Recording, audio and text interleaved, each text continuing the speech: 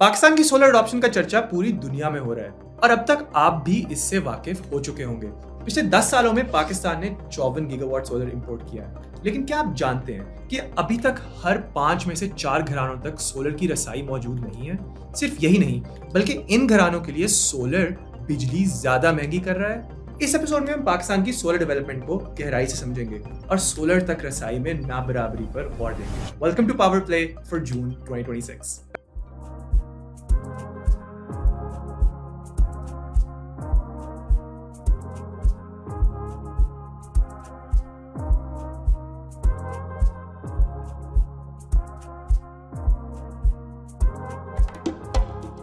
पहले हम जून 2026 के पावर जनरेशन नंबर्स देखते हैं।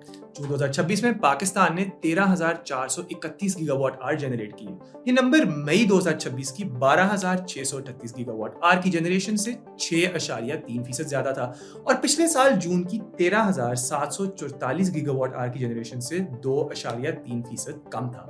कुल मिलाके फिस्कल ईयर 26 में पाकिस्तान ने 1,38,700 गीगावाट आवर बिजली जनरेट की, जो पिछले साल से 1.2% ज्यादा थी। जनरेशन मिक्स पर नजर डालें तो पिछले साल के मुकाबले में सबसे नुमाया फर्क आरएलएनजी, न्यूक्लियर और इंपोर्टेड कोल में नजर आता है। जून 2026 की 1,480 गीगावाट आवर आरएलएनजी जनरेशन पिछले साल की 2,216 गीगावाट आवर जनरेशन से 33% कम थी। इसी पीरियड में न्यूक्लियर और इंपोर्टेड कोल की माहाना जनरेशन में 30% और 22% का रिस्पेक्टिव इजाफा नजर आया है। इसके साथ साथ पिछले साल जून के मुकाबले में लोकल कोल की एनर्जी जनरेशन 10% कम और हाइडल की जनरेशन लगभग स्टेबल रही है और इन तब्दीलियों का असर फी यूनिट कॉस्ट में नजर आता है।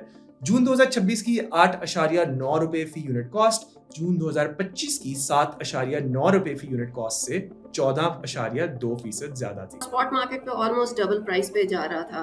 आरएलएनजी हमें खरीदना पड़ रहा है, तो उसकी वजह से जाहिर है कि वो गवर्नमेंट की रिलायंस जो है वो जनरेशन मिक्स में relatively as compare to last year वो कम रही है और उसको कॉम्पनसेट किया है मेनली इंपोर्टेड कोल ने और दूसरा किया है न्यूक्लियर ने। न्यूक्लियर का अगर लास्ट ईयर से कंपेयर करो ना तो थोड़ा सा इस साल ज्यादा है। अब आते हैं सोलर ग्रोथ पर। रिन्यूएबल्स फर्स्ट के मुताबिक पाकिस्तान में मार्च 2026 तक 54 गीगावाट की कैपेसिटी के सोलर पैनल्स इंपोर्ट हो चुके हैं, जिनमें से 51 गीगावाट इंडस्ट्रीज, रेजिडेंशियल, कमर्शियल और एग्रीकल्चरल साइट्स पर डिप्लॉय भी कर दिए गए हैं।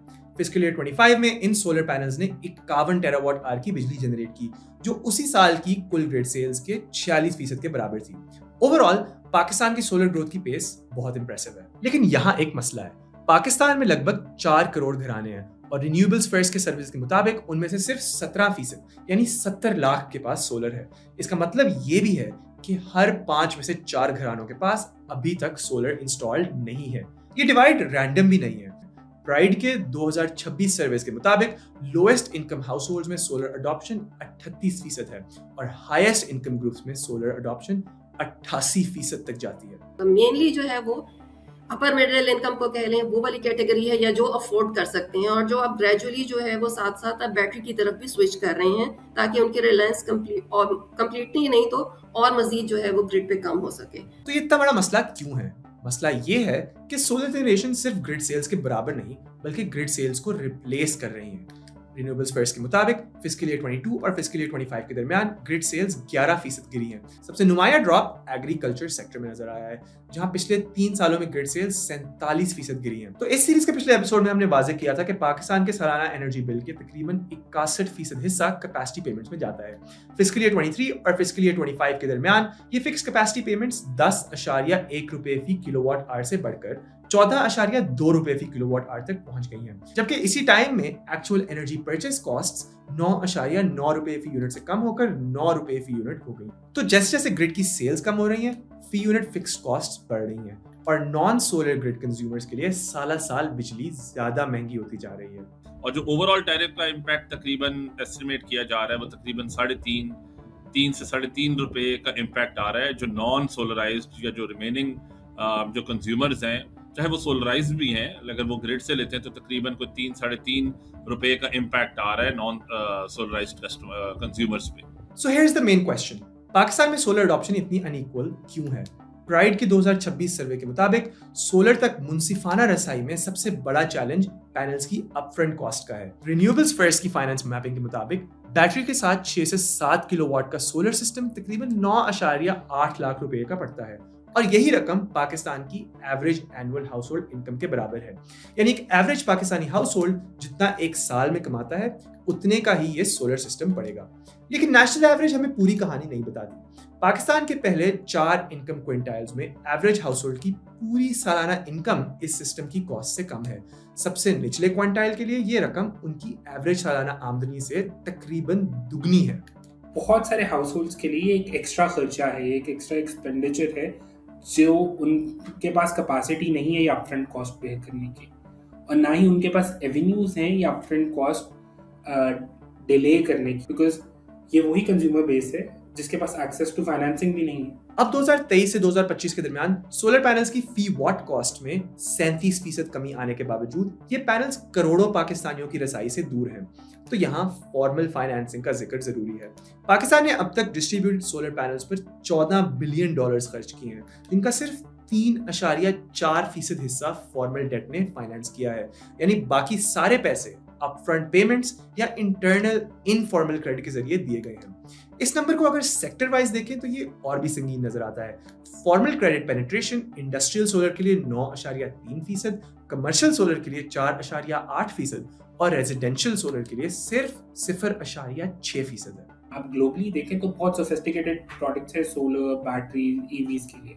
पाकिस्तान में वो market has not risen up. तो अभी तक कहानी यूं है, पाकिस्तान में सोलर बहुत तेजी से बढ़ रहा है, मगर 80% से ज्यादा घराने अभी तक सोलर से महरूम हैं।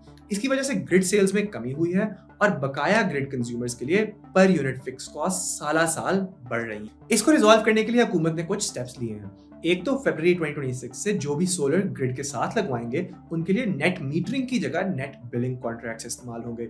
इससे एनर्जी इंपोर्ट और एक्सपोर्ट की कीमतें फर्क होंगी। ओवरऑल जो बर्डन नेट मीटरिंग कंज्यूमर्स का तकरीबन कोई 2.2 खरब रुपए का ओवर द नेक्स्ट 10 इयर्स बनेगा नेट मीटर का। अगर इसको आप ऐसे ही लूज छोड़ देते और नेट मीटरिंग को होते रहते तो इससे भी डबल से भी ज्यादा तकरीबन इसका बर्डन आ जाता है जो नॉन सोलर कंज्यूमर्स है। तो लिहाजा ये एक रैशनलाइज करना नेट मीटरिंग की स्कीम को बड़ा जरूरी था, जो कि गवर्नमेंट ने किया भी और पूरी दुनिया में जो हुकूमतें हैं वो कर रही होती हैं। Another thing, पाकिस्तान में 200 किलोवाट आवर से कम माहाना यूजेज वाले कंज्यूमर्स सब्सिडाइज्ड रेट्स पर बिजली खरीदते हैं।